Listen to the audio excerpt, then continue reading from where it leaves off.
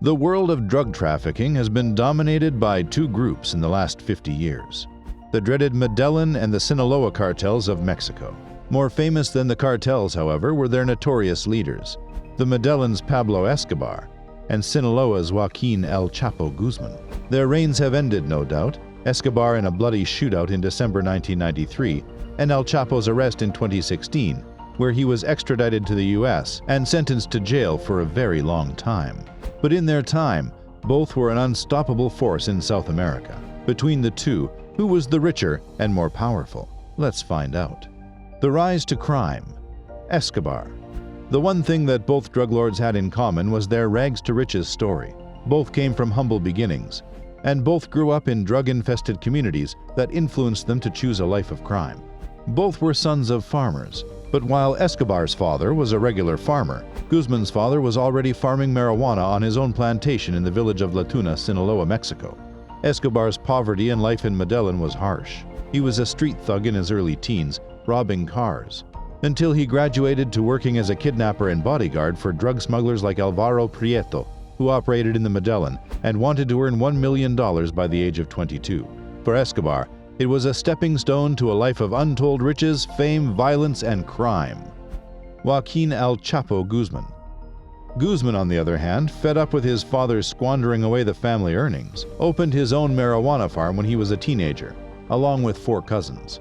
Not satisfied with the money he was making, he ultimately went to work for his uncle, who introduced him to the higher-ups in the cartels of Mexico. Guzman began working for drug lord Hector El Güero Palma, who ran a syndicate that transported drugs from Mexico to the USA. Guzman's job was to make sure the consignments were transported safely across the border. It was during this time that Guzman's notoriety gained popularity as a man who did not tolerate failure and eliminated enemies and double-crossers without a second thought. Who was most powerful?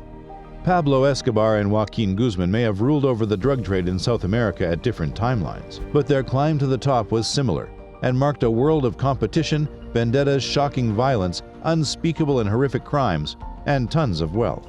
It was Escobar's death and the downfall of Medellin in the early 90s that made Guzman the most powerful drug lord of South America. But when you compare the two in terms of power, it is Escobar who held an edge over El Chapo. Escobar enjoyed a lot of political patronage and government support for almost the entirety of his drug trafficking career. Pablo Escobar enjoyed government support. Pablo Escobar was so powerful, he even got himself elected to the Chamber of Representatives of Colombia. He engaged heavily in politics and bribed judges, policemen, and politicians. He cared little for social status, and as much as he patronized them with money, anyone opposing him would be dealt with swiftly. He led by the principle of bullet or bribe, and it was folly for anyone to refuse the latter. Believe it or not, but Escobar was also the official representative of the Colombian government for the swearing-in of Felipe González in Spain. El Chapo lived by the gun. Guzman, on the other hand, did not enjoy much political clout, but was always wanted by Mexican authorities, especially after eliminating a top DEA agent, Enrique Camarena Salazar. Guzman was always living in different locations in South America, including Guadalajara. However, he gained more notoriety than Escobar. Guzman was forever involved with feuds and wars with opponents. The Tijuana cartel, run by the Arellano Felix clan especially, was one of his worst enemies, and the violence between the two left only a pile of bodies in its wake. The feuding between Guzman and the Arellano Felix brothers was a bloody one that lasted more than 6 months. It went too far when the Cardinal of Guadalajara, Juan Jesus Posadas Ocampo, fell to one of their bullets, caught in a crossfire during a shootout between Guzman and Felix outside Guadalajara International Airport. An enraged Mexican government launched a manhunt for all those involved in the attack, including Guzman. Escobar, on the other hand, enjoyed so much government support that upon pressure from the DEA, the Colombian government put Escobar in prison on his own terms. The prison was a 5-star one made by Escobar himself, which he called the Cathedral. It was a clear mockery of justice, but this was Pablo Escobar, and no government official wanted to be involved in his arrest or incarceration. Their drug empire. Both drug lords worked in different markets. Pablo Escobar concentrated mostly on cocaine. He was a bit more organized than El Chapo, had more control over his empire, and he influenced almost everyone in the country, which led to smoother operations. Escobar was hardly challenged, and that worked in his favor. El Chapo, on the other hand, went the whole hog and dealt with marijuana, cocaine, ecstasy, heroin, and crystal methamphetamine. Escobar's organized way of trafficking drugs was so successful that by the 70s he was the world's biggest cocaine producer, and by the early 80s he was shipping hundreds of millions of dollars worth of cocaine to the voracious US market. However, it is difficult to put an exact figure on his net worth, although it ran into the billions. Escobar earned billions. Escobar became one of the most powerful men in the world and was making more than $420 million a week. By the mid-80s he was making $22 billion a year. By the end of the 80s, Medellin, under Escobar, was supplying 80% of the world's cocaine and smuggling 15 tons of it into the US every day. Escobar was so influential that he even featured on Forbes' billionaire list with a net worth of $3 billion in 1993. In today's market value, that would be around $6.6 billion. However, Escobar's son, Sebastian Marroquin, went on record to rubbish the figures of Forbes in 2011, saying Forbes hadn't even come close.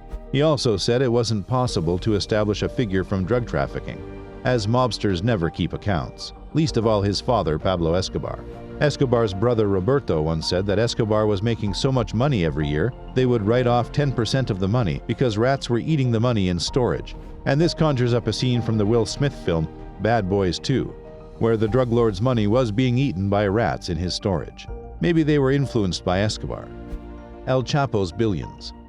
When Guzman was arrested in 2019, he too was the wealthiest and most powerful drug lord in Mexico. The fact that Medellin had collapsed by this time gave Guzman the opportunity to exploit the entire market.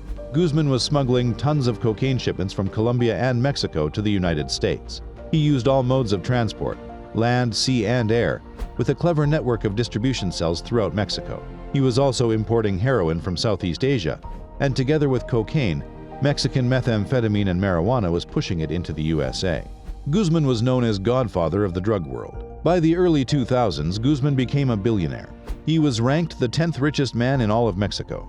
To add to his billions, he even established a shipping and transport empire, although it may have been a front for transporting his drugs, and that's quite an intelligent business to think of, especially when logistics and transport is the prime focus of a business like Guzman's.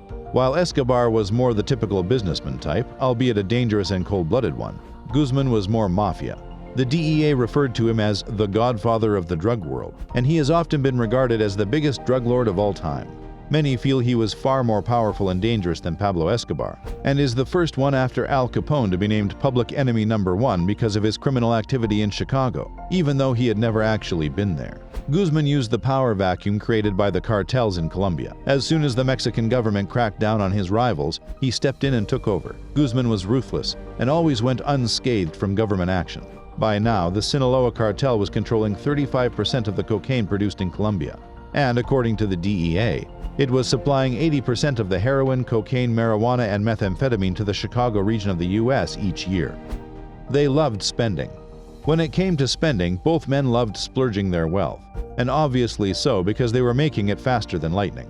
If rats were eating their money, then it was better to spend. Witnesses testifying against Guzman at his trial said he had purchased 4 jets, a ranch in every state, including his family one in Acapulco that cost $10 million. He also owned a yacht named Chapito. Guzman even owned a house on every major beach and his own private zoo in Guadalajara. On his ranch, he even kept wild animals like tigers, lions, panthers, and deer. Escobar donated huge amounts to charity. As for Pablo Escobar, the man was making so much cash, he would stash it away in Colombian farming fields, dilapidated warehouses, and in the walls of cartel members' homes. Escobar loved lavish living, but he was smart too. He donated a sizable amount into the community and built several facilities for the poor who lived in Medellin. He built schools, hospitals, soccer fields, and parks, and handed out money to the poor. This won him the hearts of the people, which is why he garnered so much public support. When the DEA asked the Colombian government to imprison Escobar, the man agreed that it would be in his own prison called the Cathedral. It was equipped with amenities like a jacuzzi, a waterfall, a full bar, and a soccer field. Their end. There was a common fact that bound the fates of both men, and that is that they went too far. Escobar's blatant drug trafficking attracted American action, and finally the Colombian government couldn't protect him anymore. Escobar's reign of terror and violence came to an end when he attempted to resist arrest. His drug trafficking angered the Colombian government, which by now had realized what Pablo Escobar really was. When the DEA and the Colombian officials said enough is enough, Escobar made several attempts to get back through his contacts, but unfortunately for him, It was the wrong thing to do. A task force by the Colombian government ended in a shootout which killed Escobar. Guzman's final arrest. Joaquin Guzman was luckier than Escobar. Guzman was arrested 3 times and escaped. Finally, in 2016, he was again arrested by the DEA in an operation called Black Swan that included 17 Marines from Mexican Special Forces, the Mexican Army, and the police. Guzman was extradited to the USA in 2017, where he was tried by a New York court and sentenced to life imprisonment and an additional 30 years. It is unlikely he will ever come out of jail. So what do you think? El Chapo or Pablo Escobar?